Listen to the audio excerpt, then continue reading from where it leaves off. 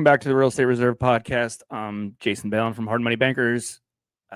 Co-host Ian Horowitz from Equity Warehouse is here today as well. Looking forward to a great episode. We have a great guest. A little bit of a spinoff guest compared to some that we usually bring in.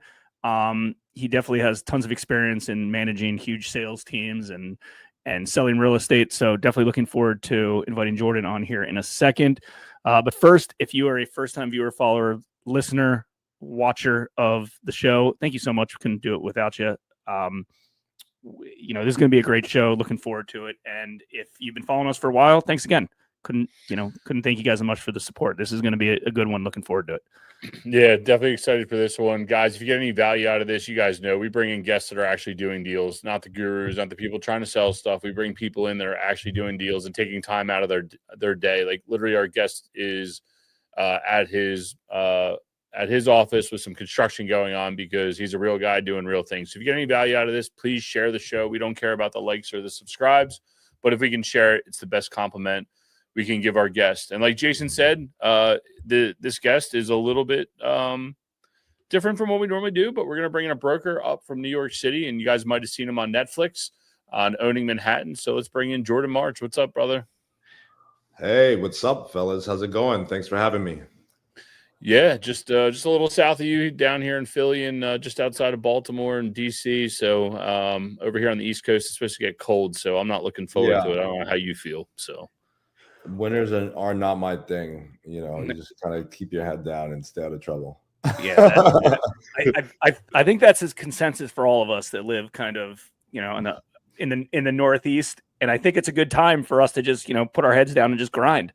It's like, hey, if we're not on vacations or south, like nothing else to do, like just grind and do your thing and get out of town. Yeah, take advantage of it. So when you started your career as, I'm assuming as a real estate agent first before you kind of grew sales teams, why New York? Did you live in New York? Yeah. Is that where you're from? Or, I'm looking at your website right now, or is it just because you can get sales prices of $6 million that you can sell and you can make a lot more commissions on those than in the middle of freaking, nowhere? Right. That definitely helps, right? The prospect of the business. I'm a native New Yorker.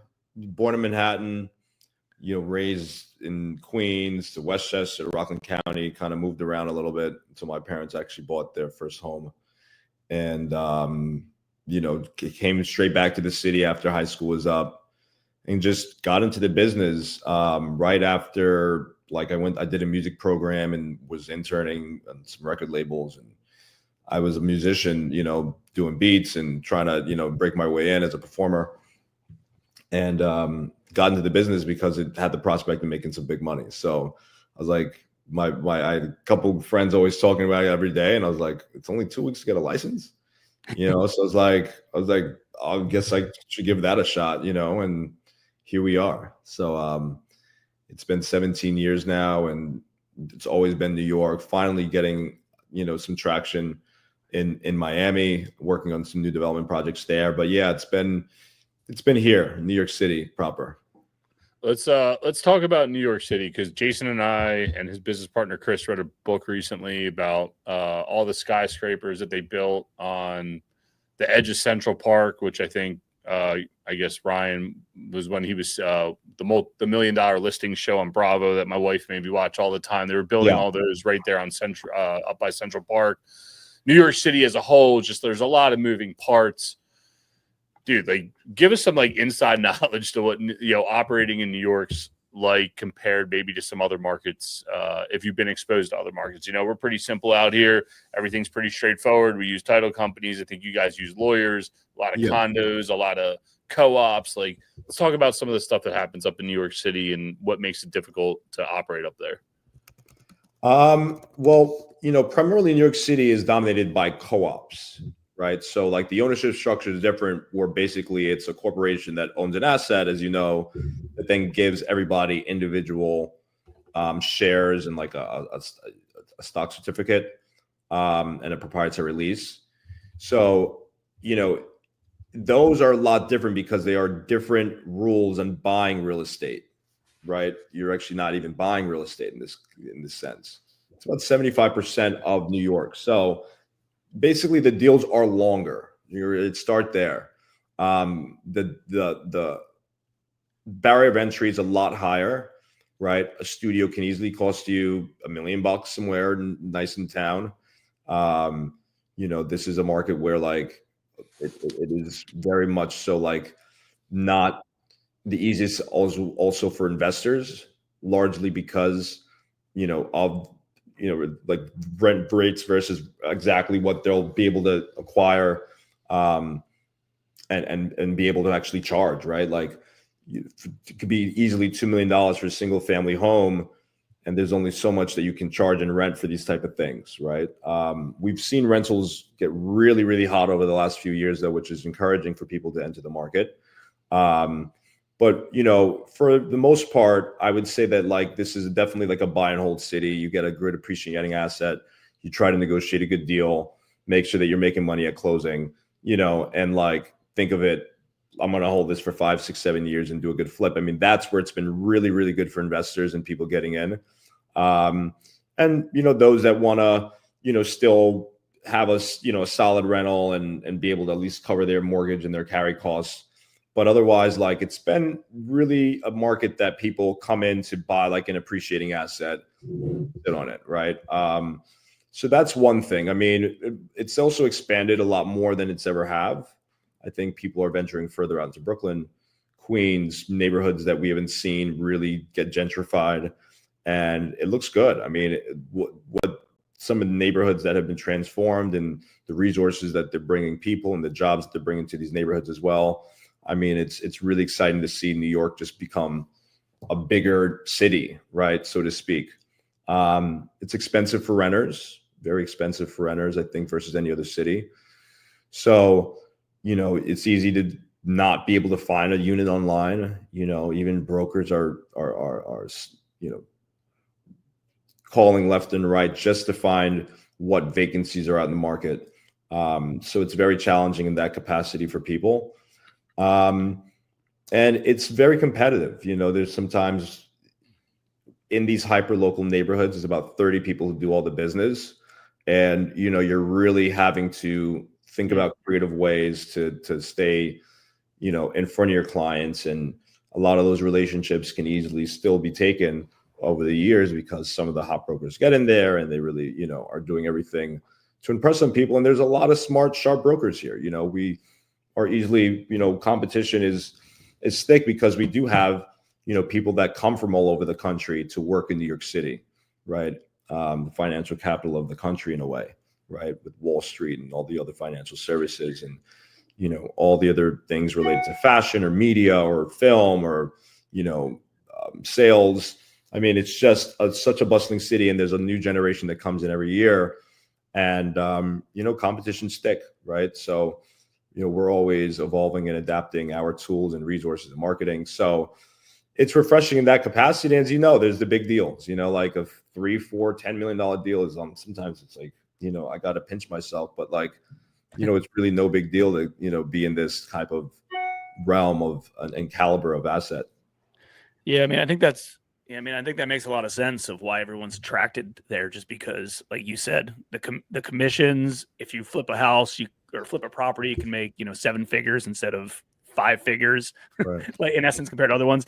And I think that book Ian was talking about was Billionaires Row. And one of the key takeaways that I had on it, and it was an interesting book about all those high rises, was, and you kind of sum this up, it's relationship game. And those developers and those investors, like, they have the inside track on everything, and they know what's going on, and they've developed so much that it's hard to, I feel like it would be hard as like a newer real estate investor to come in and try to scoop anything up for, a remote discount. Part of these guys, it seems like, hey, a quick phone call to a banker, you get $100 million line of credit on something. Some of these guys, they buy a whatever, several $100,000 property in another part of the country, $1 million property, let's call it, in New York, and they're scrambling to, get anything from anyone, any capital for a deal like that. So I think that goes a long way. Have you seen like newer real estate investors that want to buy a property, flip a property, and like, let's talk sub 2 million, I mean, I'd like to talk a little sub 1 million if that's possible, Yeah. but not, we can say sub 2 million. Like, is there investor activity where investors are buying stuff for under $1 million, like newer investors? And I'm not saying like completely green, have no idea what they're doing, just like, you know, a smaller kind of mom and pop operation. You know, is there an entry point for them to buy real estate? Yeah. I mean, I would definitely have really challenge people to explore the opportunities in Queens, in Brooklyn. I mean, these are really, really fun neighborhoods that you can still get a lot of value for your dollar, and it's just going to be hot markets. I mean, Williamsburg was easily, that's the neighborhood I live in. It's easily the most active market, you know, in Brooklyn, and it's red hot compared to even New York now, right? Like where we're seeing prices really match the caliber of downtown Manhattan with things, you know, $2,000 a foot or even over, right? So like that's what we're seeing. I would definitely say people want to follow how that ripples.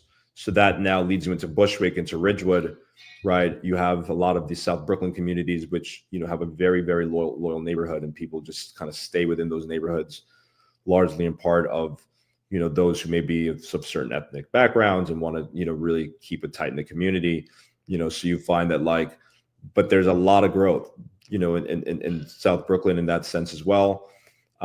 Queens, you know, you have everything that's happened in Long Island City over the last 10, 15 years has been, you know, just incredible.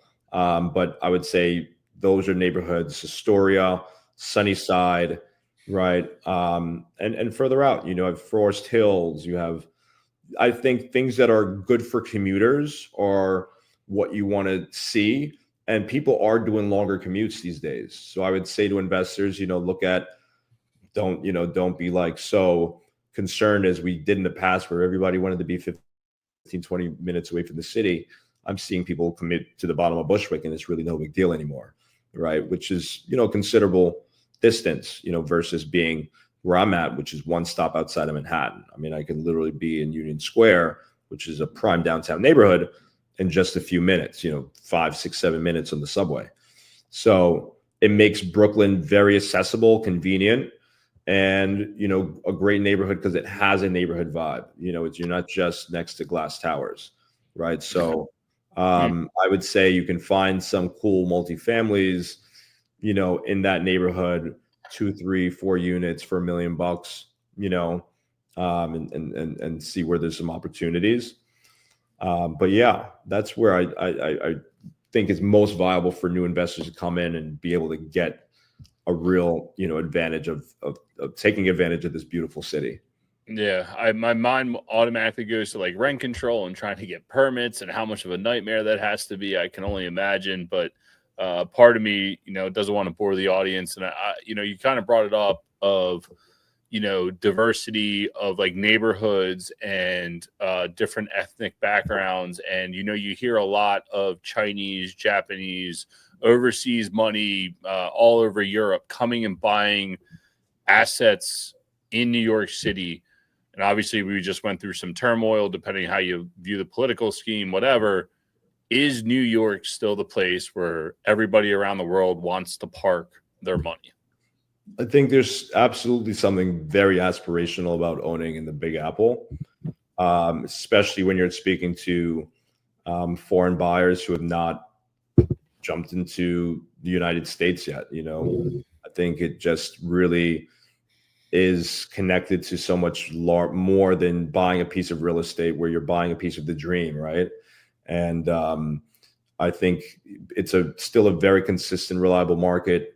When we went through the recession, I mean, a lot of this just because of the vetting on these condos and co-ops and, you know, what it takes for you to get financing in Manhattan, a lot of it still held up when there was a recession everywhere else, and the markets really crashed. So it's a very resilient market even in economic downturn. Of course, with the caliber of buyer that it attracts as well.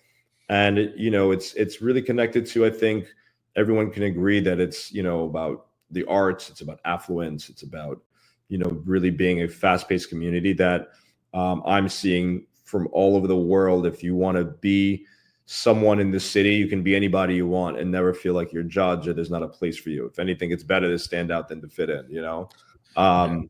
So yeah, I'm definitely seeing like consistent activity from whether it's, you know, Chinese investors or South America or, you know, people from the Middle East are just coming to get something that feels like they can, you know, just have a piece of, you know, the Manhattan and the dream themselves. So it's here for everybody to take advantage of and be a part of. You know, there's after 5 years, everybody claims to be a New Yorker, right? No matter where they're from. So like, it's one of those cities that adopt you. Yeah, I'm sorry. I'm Philadelphia through and through. I only believe in the Eagles. That's it. So, and the Phillies. So we'll just get that out of the way. But real quick, you know, you had mentioned traveling around and like being able to hop on the subway. I mean, for you selling your real estate, like you're going to work, are you using the subway? How you getting around? I mean, how you managing 5 boroughs? Because I don't think people realize, like I did my annual trip up, took my girls to go see the Rockettes, walked around, saw the tree, did the thing, but I went into the city and I left, and that was it. I mean, I can't imagine trying to get out to Queens or Long Island or any of these other places. I don't think people realize how vast it actually is. How are you managing a team? How you getting around? Like, what does that look like on your day-to-day basis, managing your real estate sales team? Yeah, it's funny. I actually just recently got a car for the first time. It's like a taboo. Nobody has a car in New York. But like I was definitely Ubering a lot. Ubers are nuts now, by the way. Like it's literally no biggie to have like a $50 Uber. You know what I mean? Or if it's like right now, it could be like 60, $80. You're like, what? I'm going a mile away. Like seriously, you know? So it's become a luxury to even take, you know, taxis, you know, it's not really affordable. So I got a car and it's been super convenient just to be nimble and move around and be able just to, you know, do things on a hop a little bit more. But, you know, you take subways, you may get a driver for a day. If you have a good buyer, you want to, you know, kind of stroll them around a little bit, you know, you can, you know, a lot of times get a buyer, a driver and go that direction. I think in the long term, I'd probably, you know, get a full-time driver. That, you know, seemed like one of the next hires up, you know, in the team, just because when you're underground and so on, it's hard to like work, take calls and everything else, you know, and if I have somebody moving me around, I can still have access to my laptop and everything else, not as if I was driving myself. But yeah, it's a big city. I mean, even getting from, you know, the subways often are more efficient because when you're moving through Midtown, I mean, these blocks are so traffic filled. Just going a couple blocks from east to west can take you 30 minutes, 40 minutes, whatever it is, you know, or from uptown to downtown. I just did it the other day and it took me like an hour, you know what I mean? Just to get across the city because the amount of traffic that, depending on when you're driving, you know, so even just traveling a little bit of time, even though it's a small city, can take you equally as much time to commute as if you were in any big city as LA or Miami or whatever it is, you know, and you were coming in from a Fort Lauderdale or whatever, you know. But people can definitely relate in some of those cities when you have that midday traffic regardless. So yeah, you know, you just try to, you know, pack as much as you can in a day, but you have to be thoughtful around commute time. Yeah, it's a real thing. Like not for me doing that. Like that would drive me crazy. But yeah, I mean, like when we wake up and we kind of like brainstorm what our day's looking like, looking at our calendar, like we don't have to take, you know, if I got to drive 15 minutes somewhere, I get upset. Right. It's like, oh man, it's going to kill me to do this. And that's, you know, once. What is it like managing a team? So you said you had about 10 agents under you. Like what's like some of the high level stuff day to day that you do for that? You know, a lot of people join my team because, you know, they're looking for support in like systems, and my mentorship also includes us working on business together. So often I'm going on pitches, helping them working on, you know, a variety of proposals, but then also figuring out how they can market themselves best, right? So like you're only going to get leads in this business through 2 ways, right? For anybody who's thought about dabbling into getting into real estate and have thought about what that really means, because of course we see the act of selling, right? You're visualizing yourself standing in a house and talking about the different attributes and everything else, right? But like, it's really around lead generation. To be a real estate broker is to be a real estate marketer, right? Yep. Because your real job is to find business. So it's not really much about selling the property as it's selling the person. So I'm getting their head around, how do we help get your name out, right? So having the RSVP to events, like I sit with all my team at the end of the month and say, what's your calendar like? Where are you out at? Are we hosting anything? Right? Like keeping that interpersonal side of like connecting with people. Because I think while we're living in a digital world, right, we're finding that like digital is very good for like discovery and getting on people's radar and still building a reputation. But then you still have to build the relationship that is surrounded around trust and rapport and everything else. But you'll find if you can still do work like you guys are doing online and podcasts, like people get a sense of who you are and if they like you and if they're already kind of bought into the idea of working with you. So working with that, giving them a lot of different systems. So we automate all of our systems for our agents, right? So like I'm able to tap into buildings, neighborhoods, any data points and be able to make sure that they blast their names out at scale in a very automated fashion. So, a lot of those systems I've adapted over time and, being in a few different industries, I've learned a lot of the tricks of how to really, use tech tools to automate my business where we're coming from an industry that everything was, just using the New York Times, the MLS, and like we had just a couple tools in our tool belt and now we have an entire tool shed and how do we really use it? My background in marketing also gives them an understanding of how do we look at digital metrics for your performance online, whether you're doing ads, you're doing, organic outreach with some of your content to be able to make sense of how do they now create a strategy that they can really back into and scale as well and giving them some insights. So it's a very holistic program, like I would say working with my agents, but I feel like they definitely feel like they have the manager that's, doing some of the most out of the box type of activations and events and parties and, figuring out creative ways to make sure that, we really stay hot. And also just really how to sell people. I've been doing it so long, so there isn't much I haven't seen as far as like deals or property types or issues that we may come across. And I think that allows people to really feel confident. But, so a part of my day is doing some deal doctoring. We're going on pitches, we're writing marketing proposals, getting them set up for the month, and then just managing their output. A lot of times, unfortunately, because you are self-employed in real estate, you can kind of get lost in tasks that don't really add to your bottom line, or it's easy to get demotivated because markets are tough. You get a lot of no's, you're counting money that, deals fall apart, and it can be disheartening. So you just want to make sure that you're really checking in with the culture and keeping people's mindsets, agile to helping them overcome any obstacles. And I ultimately just look, I've had teams that were 10 people. I've had teams that were 600 people. The fundamentals are all the same, right? And you have to relate to people on a very human level. I think often we're angry because people may not get motivated or, managers see that there is some lackluster and they get into the blame game. They're not doing this. He's not doing that. They should be what they should be. It's like, well, how do you get somebody to do it? And that's why I've used more technology to automate things, right? I was tired of like yelling at people to get some of the mundane things done. And I said, well, maybe they don't do it because, they should just be selling, right? And I think even Sirhan has even created now more AI tools with Sirhan Simple, which you may have seen some headlines about and you'll see more of.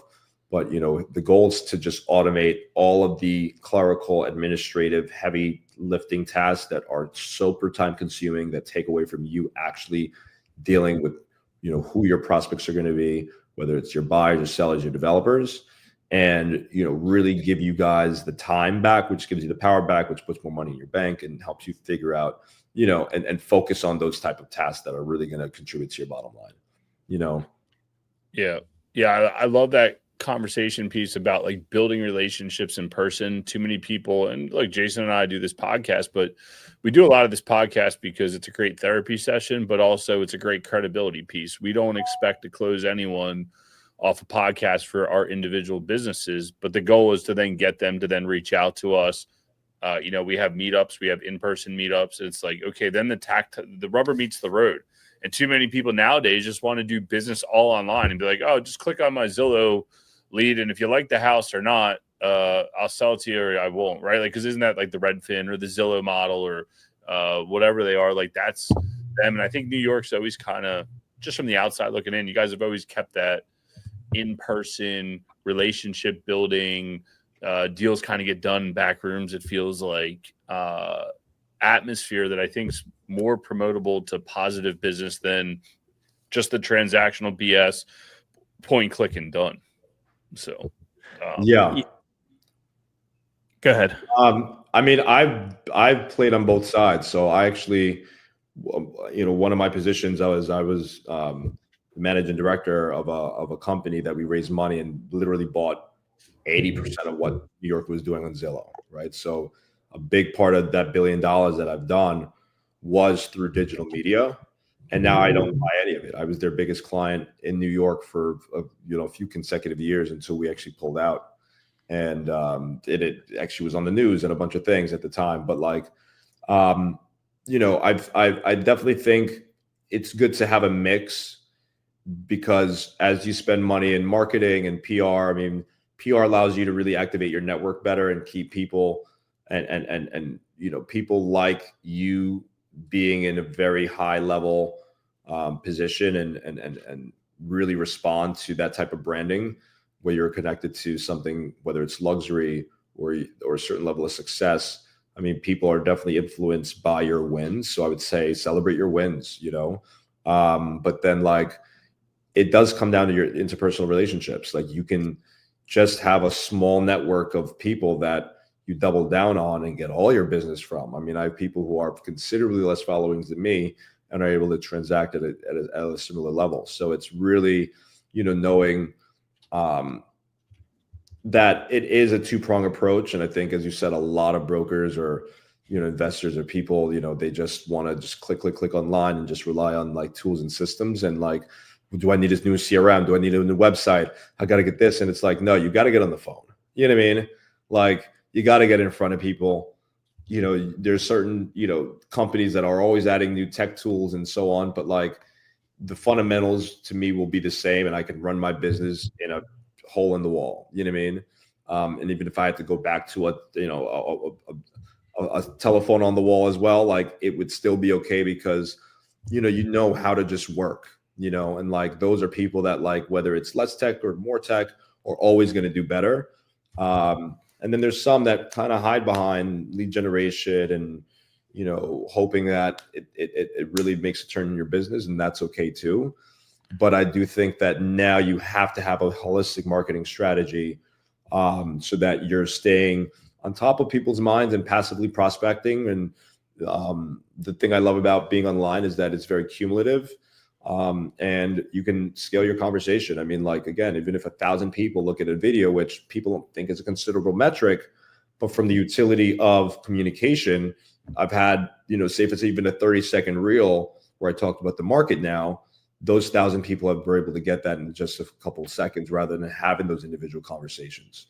So you can still have those conversations on and offline if it's something engaging that your audience wants to hear, but you want to be able to, really making sure that your follow-up game is just as hot and not overlooking the individual relationships that I think, really people overlook. It's like, oh, I'm just going out, I'm networking, I'm getting cards. It's like, sit with somebody, don't network. Yeah. Meet one person that you really think is interesting and kick it with them in that party, instead of just grabbing cards and running around too. So those are things that I suggest. Yeah, I 100% agree with that. And that's been a hot topic here in our lending company as well with our sales guys. And it's like, listen, I know we're all doing a good job on getting leads in the door, getting loan applications filled out, stuff like that. But you got to take it to the next level. The whole digital world, COVID stuff that happened for a year when all transaction was, or all business was transacted, without seeing people or talking to people behind the scenes. That's fine, but that's over. People need that. People need that stuff, especially in the offline business of real estate. Real estate's an offline business. And, I think we all kind of somewhat complained that it was a dinosaur and there was no tech in this space. Well, over the last 5 years, there's been a ton of tech in this space in all different verticals of real estate investing, lending, and stuff like that. So like we have all the tools in order to prospect and, you know, show people virtual renderings or whatever. But at the same time, it's still like get face to face, look in their eyes, at the very least, you know, get on the phone with them. Hey, you can use Zoom. Like we do Zoom as a very popular thing now, especially when we're lending on properties out of state and we can't necessarily, you know, get there in a timely fashion. But I think folks forget about the emotions. I mean, think about a door-to-door salesman that comes to your house. Like it's hard to tell them freaking no, even if it's a shitty product. Like, less we can say no to them and that's no problem, but it's harder, right? It's, you know, if somebody's, you know, there, a lot of people try to negotiate over email and it's just like, dude, you can't negotiate over email. You don't have a standing chance. Like take that out of it, you know, ideally phone or Zoom or in person. Like that's the thing. And your conversion rates, right, will continue to increase. So, you know, Ian, one other thing that I was thinking about is talking to Jordan is like, I feel like, and this isn't like a bash on local real estate agents, but I feel like New York real estate agents just do so much more stuff. You know, I feel like we're used to a lot of real estate agents just being like, oh yeah, I know this guy, he's letting me list his house and I'm just going to put it on MLS and see what it sells for. And like, that's it. The job's over. And locally, I think a lot of people complain about whatever, 6% commission, 5% commission, 7% commission, 4% commission, whatever it is.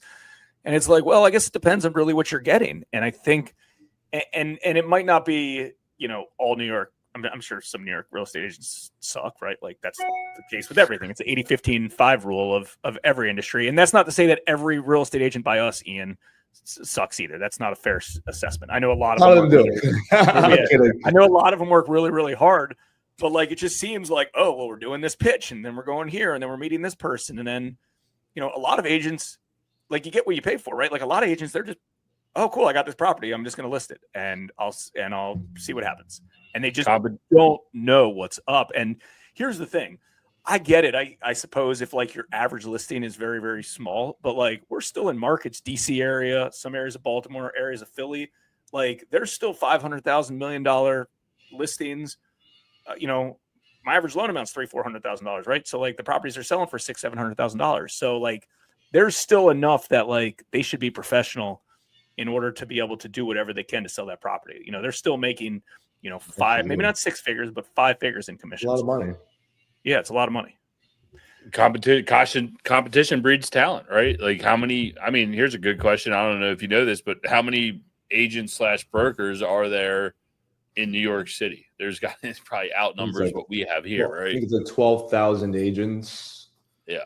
Like 36,000 deals or something like that. So like, you know, it's slim pickings, right? Like you can make a lot of money, but again, anybody can get a license. So, you know, unfortunately, it doesn't really give you any prerequisite, you know, professional sort of business acumen training, right? They just want to know. Did you say 30,000? You should say 30. I believe it's 12,000 agents in the city. So like in the city, I Googled Maryland, and you know, this is assuming AI of Google's right, but 27,000 realtors in Maryland. The average annual pay for real estate agent and then average annual pay for real estate agents in Maryland is $83,000, which is a lot of money, $40 an hour for the average. Now, obviously that's skewed because, you know, there's some really high end stuff, but like, that's a good number, you know, for that many. And again, I don't know if that's how accurate that is or not, but yeah, that's just yeah. That's just It's not, you know, like 90% of brokers drop out in the first 6 months. Yep. And then the ones who really are not able to handle all like the different markets, you know, so like you find like they'll move on to at some point. It's a tough job. You know, I think people don't really understand like how much brokers do to be able to open the door, which is like the common misperception is like, you just opened the door, you didn't say anything. And there's some people who don't necessarily sell, but I just said building the relationships, being able to give people access of not just service, but of also information.